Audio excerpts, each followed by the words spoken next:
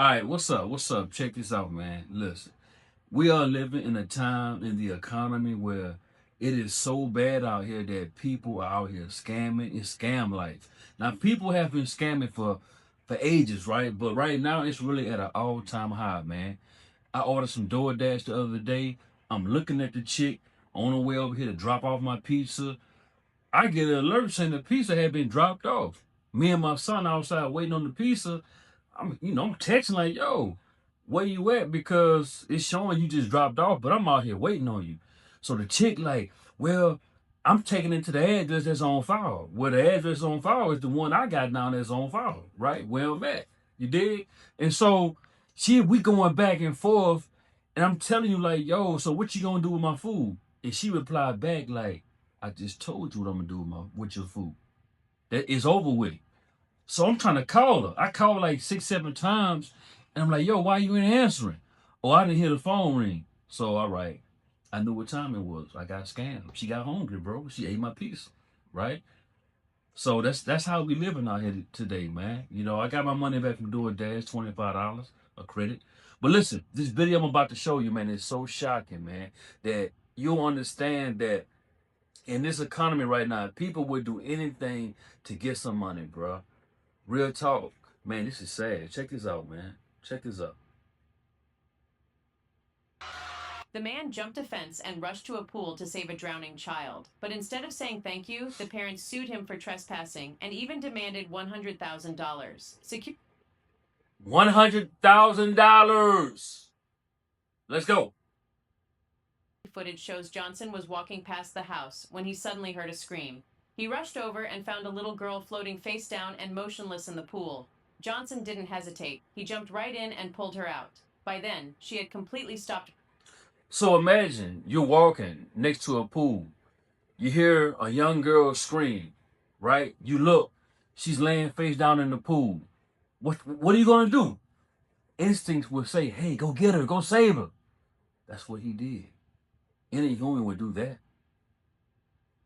Johnson immediately started CPR. By the time the ambulance arrived, the girl was finally breathing on her own. Paramedics made it clear if Johnson had acted even 1 minute later, she wouldn't have made it. But here comes the insane twist. When the parents found out, they actually sued their daughter's lifesaver for trespassing. You heard that? He got sued for trespassing. Hey, welcome to America. They shamelessly argued Johnson entered our private property without permission. He had no right to be there. We have a security system and he triggered the alarm. He could have easily just called 911 first instead of acting on his own. What's even crazy? Call 911. Your daughter is laying face down in the pool, not breathing. You know what? Let me just call 911. By the time they get here, she'll probably be dead, but I did my job.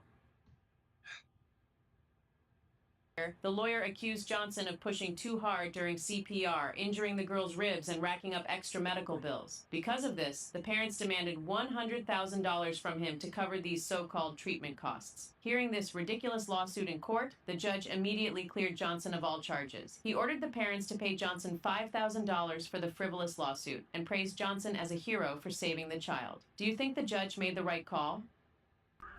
Not guilty of... The man jumped a fence and rushed to a pool. Yeah, you heard it. You saw it, bro. Ladies and gentlemen, welcome to America, man. Welcome to American greed. I just saved your daughter's life. What things do I get? Lock him up for trespassing. Plus, you want $100,000 from him. Let me tell you something, bro. I'm gonna keep it all the way 100. Ladies and gentlemen, I believe that the wife and the lawyer were in cahoots. This nigga ain't had a case in about 2 years, probably. She hurting for money. We don't know. I'm just speculating. Husband probably been unemployed for I don't know how long. She a stay-at-home mom. And they looking for an easy payout. Instead of looking at it like this. He saved our daughter's life, right? Yeah, she had a few cracked ribs, but it could have been much worse, right? She could have got her angel wings and got on out of here, right? But no. The wife calls the lawyer or the lawyer calls the wife. They get to talking. And guess what? The husband, he ain't got no say-so. He ain't got no say-so. You know, happy wife, happy life. And they was trying to run a game on this man, bro. But guess what? The judge saw through the whole play, was like, yeah, y'all owe him some money. If anything, he saved your daughter's life. Hey, you know, welcome to America. Welcome to the USA, baby. Yeah. Listen, man, I just want to get you guys comments, guys and gals, comments. Let me know what you think, man. Let me know. Would you have done that? You know, and I'm not saying that the little girl, let me just say that I'm not saying the little girl was playing. I think that was actually real. She actually was drowning. She doesn't have anything to do with this ploy or this con that is going on. She was actually drowning. I believe that, right?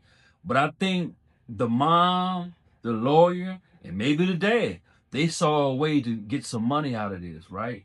This is the type of world we are living in, right? If you saw my other videos, you would see that I got scammed twice. Yeah, I got scammed twice. Now, I actually got scammed earlier this week on eBay. I'll drop that video, I don't know, maybe this week, right? So I've been scammed like 3 times this month, within 2 months, right? It's scamming season, man. It's scamming season. Watch the phone calls you receive from these 1-800 numbers. Don't send no information over email. None of that stuff, right?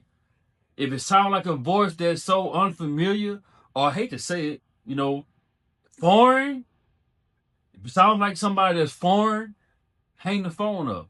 Because 9 times out of 10, it's an old bill collector or it's some kind of doggone scam, man. Ain't nobody got time for that, man. It's rough out here for a lot of people. And I get it. I get it. They think like that's the only way they can really get ahead. And they probably think like, well, I'm not killing anyone. You know, the bank insures you up to $250,000, so they'll get the money back. But look at the stress that you put people under during that time, man. And it's not a guarantee that you're gonna get your money back, because if the bank can't really prove, like for instance, this case I got going, right? It was a case on eBay where I was trying to sell something on eBay on Monday, right? I get somebody in my DM on eBay, jumps in my DM, portraying to be eBay support, but they weren't. And they told me to, you know, send over some information, which, like a dummy, I did. I thought it was eBay support. And they was basically saying you can't sell anything or get your payout for this product that you sold if you don't send us what we need. And my dumb ass sent it.